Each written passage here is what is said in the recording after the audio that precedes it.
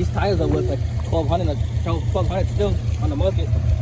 Yeah, what type of tires you said these was? The rims itself, the NKs. Oh, the NKs. Yeah. Oh shit! Yeah, I know exactly what you're talking about, right there.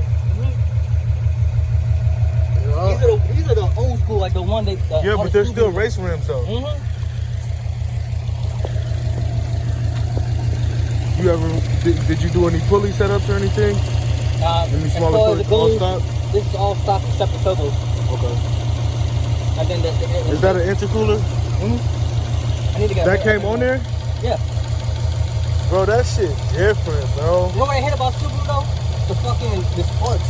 The spark plugs are on the side. What you mean?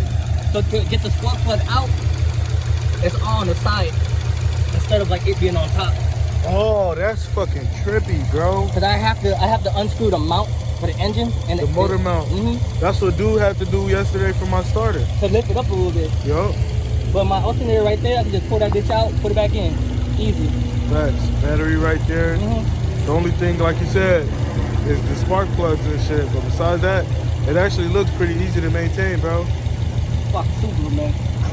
Fuck Suburu, bro. I'm trying to get a STI. The WRX STI.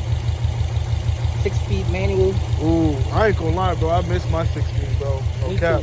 I used to have a little 6-speed 325i. Yeah? Bro. With the turbo. That bitch was whistling, bro. I had a 6-speed Mazda Protege. Oh yeah. It was a wagon. What? I had put a roll cage in there. It was my rally car, bro. I was racing with the white boys in like Brainerd. We were out in the boonies, and I was got fucking raccoon.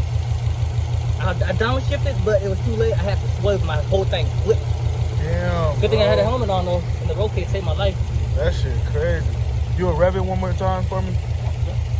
It's clean though, man. Hell yeah. You said catback?